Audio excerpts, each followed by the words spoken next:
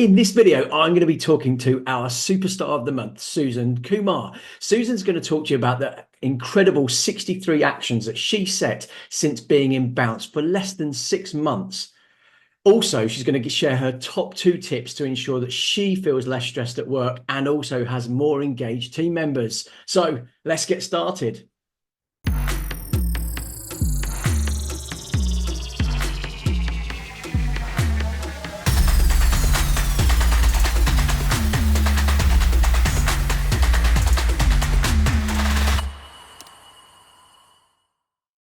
So today I am joined by our superstar of the month from our Bounce group, Susan. Susan, if you could just introduce yourself, give us a little bit about you, your practice, and where are you based? So, hi, I'm Susan, Susan Kumar. I'm in practice with my husband, Jas Bowie. My married name is Bowie, but I use Kumar for work. And our practice is, we have one main practice, Kumar and Company, and we acquired Holden Granat 5 years ago. There are 5 of us in our team altogether. Well, actually, probably 6 because we have a couple of part-timers if I include the FTEs, and 3 of those are offshore staff. We're a mixed practice. I've got a lovely team, which have become even lovelier thanks to Bounce. And yeah, it's a fun place to work. So we enjoy our time in the office when we're all together. Excellent, thank you. And so I just want to run through so that people are aware of what sort of happened. So during the month, you'd managed to set 63 actions, which is quite incredible. But even more so than that was that you achieved 51 of them, which is a huge number. We always like to see this kind of progress, and it doesn't always mean that other people aren't making progress. But for us, it's like really want people that are really engaged in what we're doing. So I think that's brilliant. But the thing that I want to talk to you, and I think what most people will get from it is 2 aspects which I think were linked. And one is the stop doing list, which I'll ask you about in a moment, and then obviously giving you a bit more time to be able to sort out your culture. So if I go back slightly, when you joined, I think you said January, 5-6 months ago, what would you say is the biggest problem that you had? So not so much of a problem, but I think it's an issue for all small practitioners. We just work too many hours. We take on too many things. We take on too much stress. We aren't delegating properly. We aren't empowering our team and giving them responsibility and allowing them to take ownership. And you know all these things, but it's just, I think, having the mindset and having the tools enabled to be able to do this quickly. Okay, so what was the tool that you kind of took on that enabled you to start being able to delegate more, and how did the mind shift happen? So it's 2 really simple things, and that's why I really like the Bounce, the tools that you guys have put together. So Simon and yourself, because they're really simple, and I'm simple, and I don't like to spend too long reading stuff, or the videos are quick, easy to get, and then the resources are really easy to follow. So 2 really simple things.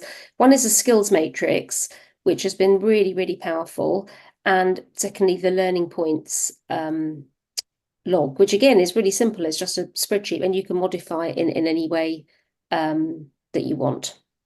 And how did they help? And when you say obviously they were easy to integrate, but how do they actually help?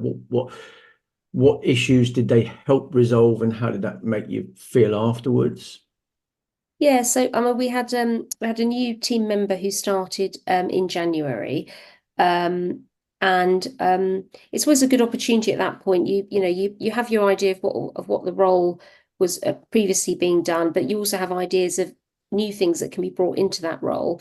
And so we use the skills matrix, and I think actually, Mark, it was your idea I don't know if you recall or not, to split the skills matrix in terms of like sort of the first week, the first month, 0 to 3 months, and then 6 months, or however you want to split it, whatever your time frame is. And then it made it manageable for that individual to see in the first week, this is what we expect you to have achieved, and this is what we expect you to. So there's no equivalent. And because it was split out that way, it was a very manageable chunk. And then within those skills, it was then apparent, were there items where she needed extra support and learning? How could we help her? And it's just been really good because she's then known that that area is her responsibility.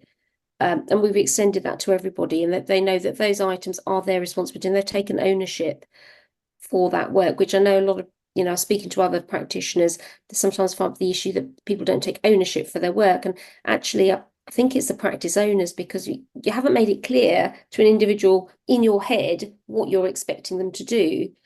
So if you split it down into sub points, and quite detailed sub points, practical stuff that you expect them to be responsible for, and that's what individuals want, that people want that clarity. They want to know what it is that their boss or that, the rest of the team expect of them. And they then get a sense of satisfaction.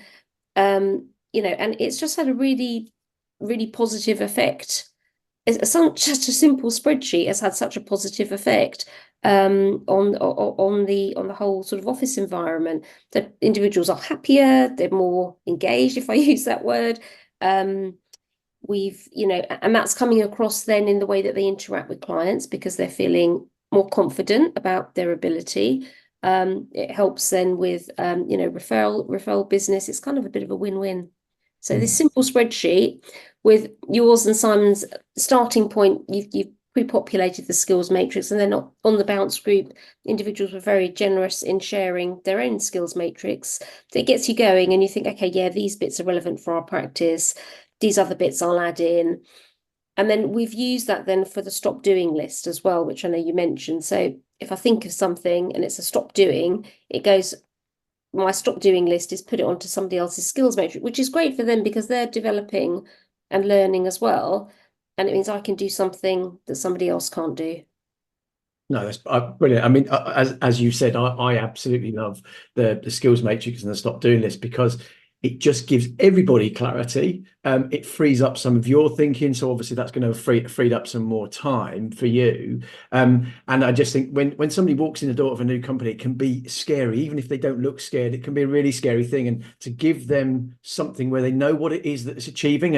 And a lot of people will always talk about, well, how do I know if I've passed probation? I think I've done a good job. Well, there's no disparity. You either know you've done what you was expected of you, you haven't. And I think gives everybody the ability to go, well, you haven't achieved, or you have achieved. Let's take it on. So no, that's brilliant. And so the stop doing list is you're adding items onto there that you don't want to be doing or you shouldn't be doing as the practice owner, which is then giving you a bit more freedom. What sort of stuff has that helped you achieve? Just to do a bit more networking, getting out a bit more, spending more time with like your A grade clients, talking to them a bit more.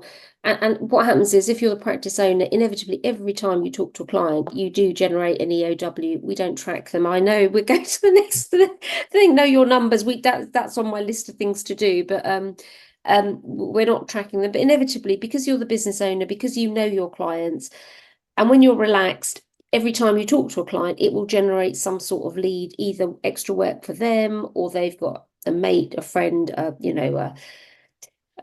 relative that needs help with something. So it's just helped us generate more work. So if I may, again, just to put a bit of words into your mouth, and you can obviously correct them. But so if you were talking to another accountant who was struggling with perhaps not they then feeling that they're doing everything, and the team perhaps not being as engaged, and maybe the customers not being as happy, your top two tips were stop doing list and skills matrix. Is that Yeah, and in conjunction with with learning points, because you have in your mind, you've got a wish list of what skills an individual will have.